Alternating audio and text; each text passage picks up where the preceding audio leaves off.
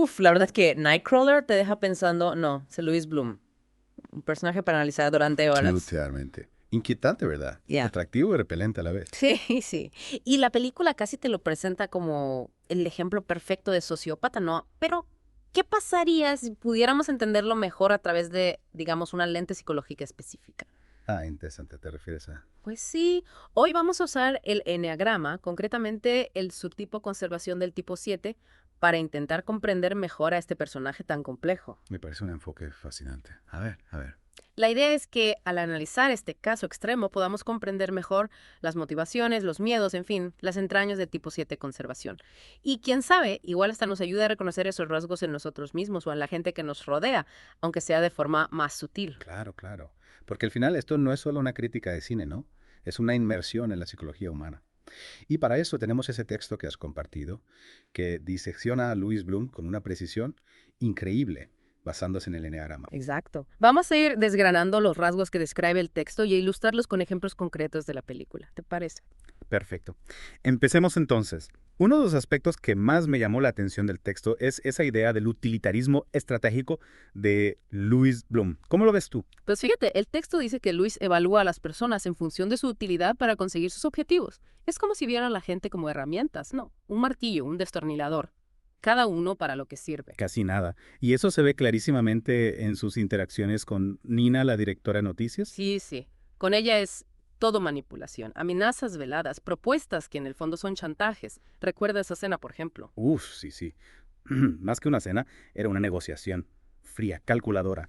Incluso con esa insinuación de que si le convenía, podría usar información comprometedora sobre ella. Exacto. Y con Rick, su pobre asistente, ya ni te cuento, lo explota sin piedad, pagándole una miseria. Y al final, lo usa como cebo, lo que le cuesta la vida. Y Luis, ahí tan tranquilo, grabando la escena como si nada. Es brutal. El texto dice que para el 7 conservación, la amistad solo tiene valor si el amigo es útil para sus planes. Totalmente. Es una visión de las relaciones completamente instrumental. Lo que me parece muy interesante es cómo esa necesidad de control, de asegurarse el futuro, de no depender de nadie, puede llevar a alguien a ver a los demás como meros medios para un fin. Incluso en esa breve escena con el dueño del desguace, lo vemos. Luis evalúa en un instante qué información le puede sacar sobre el mercado laboral y adapta su discurso en función de eso. Fascinante. Y eso nos lleva al siguiente punto clave, la insaciabilidad como fuerza motriz. Ahí le damos. Luis vive en una tensión constante entre esa voracidad, esa gula insaciable que siempre está ahí, y un miedo a la carencia que él mismo niega. Siempre quiere más, nunca tiene suficiente. Exacto. Consigue su primera venta y ya está pensando en la siguiente. Compra una cámara mejor y enseguida quiere un equipo completo. Logra un pequeño éxito y ya está planeando su propia empresa. No tiene límites. Es como si ese miedo a la escasez, a no tener lo suficiente, lo impulsara constantemente a buscar más y más. El texto lo describe como la gula del tipo 7 convertida en insaciabilidad, ¿no? Y lo relaciona con sus inicios, cuando se dedicaba a robar chatarra para sobrevivir. Claro, es como si esa experiencia de privación temprana, tanto en la película como a nivel simbólico, hubiera marcado su personalidad. Es como si tuviera que acumular, acumular y acumular para compensar ese miedo a volver a la nada. Y esta insaciabilidad está muy conectada con otro rasgo, que me parece fundamental, el miedo al sufrimiento y esa especie de anestesia emocional que desarrolla. Sin duda. Sobre todo, evitar estar incómodo. Esa parece ser su máxima. Y para eso se desconecta emocionalmente de todo lo que le pueda causar dolor. Es brutal. Presencia accidentes, asesinatos. Y no muestra la más mínima emoción. Es como si tuviera un muro de acero alrededor de su corazón. Sí, sí. ¿Recuerda esa escena en la que filma con todo detalle el interior de la casa del asesinato? No hay rastro de horror, de compasión. Solo una fría eficiencia. El texto habla de una impermeabilidad al dolor, de una sequedad emocional que le permite funcionar en situaciones que destrozarían a cualquiera. Y lo que me parece aún más inquietante es que procesa la violencia de forma puramente técnica. La composición, la luz, el valor informativo, todo menos la tragedia humana. Es como si convirtiera la emoción en datos objetivos, en información que puede controlar, un mecanismo de defensa para no sentirse vulnerable. Y esta desconexión también se extiende a su propio cuerpo. No parece sentir el hambre, el cansancio, el peligro. Es esa paradoja del 7 conservación. En su intento de protegerse del dolor, acaba descuidando sus propias necesidades. Y hablando de protección, otro rasgo que me llamó la atención es esa insubordinación calculada. No es una rebeldía abierta, ¿verdad? No, no. El texto lo describe como un gusto narcisista en presentarse como rebelde, mientras evita la confrontación directa con la autoridad. Exacto. Le gusta la imagen del rebelde, pero sin arriesgarse demasiado. Lo vemos en sus interacciones con la policía, con la detective Fronteri.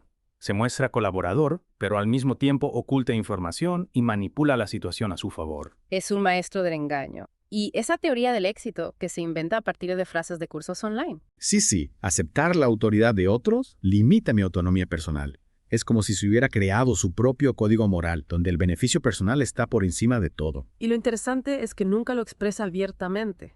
Se presenta como un emprendedor ambicioso, utilizando el lenguaje del éxito empresarial para justificar sus actos. Es una forma de subvertir el sistema desde dentro, sin desafiarlo directamente. Y eso nos lleva a esa dualidad entre austeridad y derroche, que me parece fascinante. Sí. Luis vive en un apartamento modesto, viste de forma sencilla, controla sus gastos al máximo. Pero cuando se trata de objetos que le ayudan a conseguir sus objetivos, no escatiman gastos. El equipo de grabación, el coche deportivo rojo. Es como si hubiera dos Luis.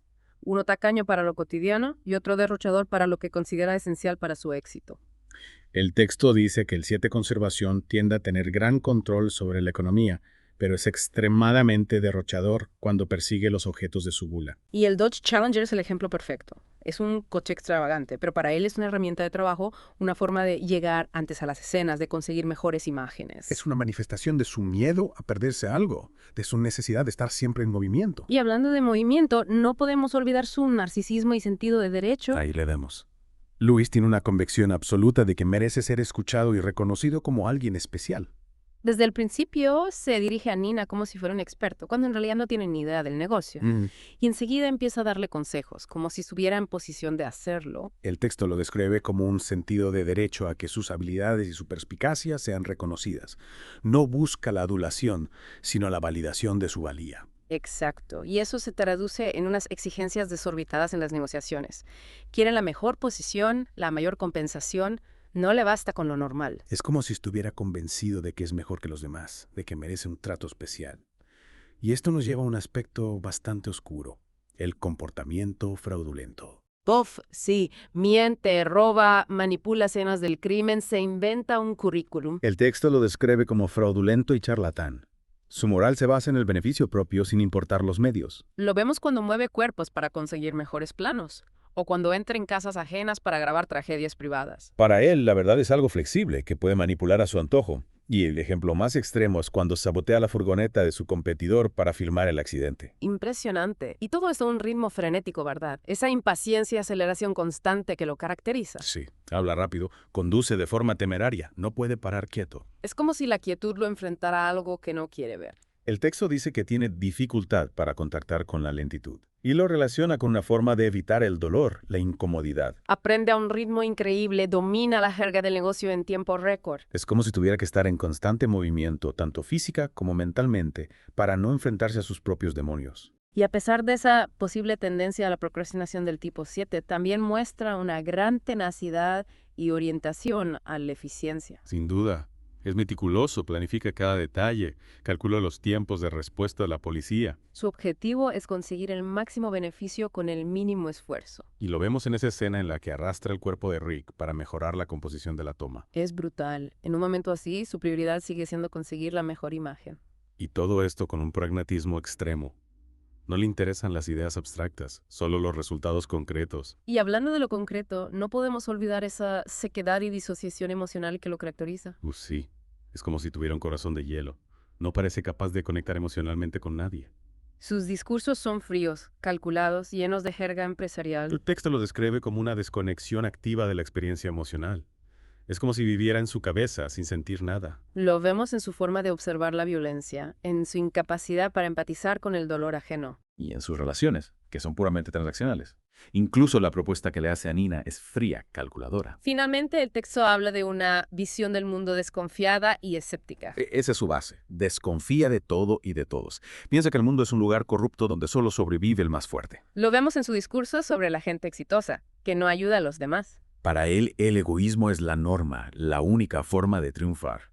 Y bajo esa fachada de emprendedor ambicioso se esconde un profundo nihilismo. No cree en la bondad, en la generosidad, en la conexión humana. Y a pesar de todo esto, mantiene una fachada de bon vivant, ¿no? Totalmente.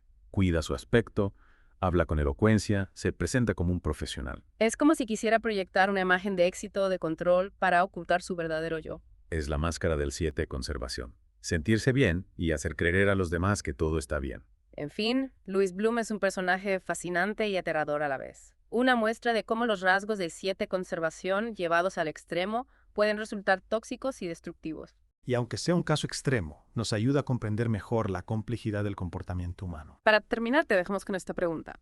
¿Cómo esa búsqueda incesante de evitar la incomodidad que vemos en Louis Bloom puede acabar conduciendo a un sufrimiento aún mayor? Piénsalo. Buena pregunta. Hasta la próxima.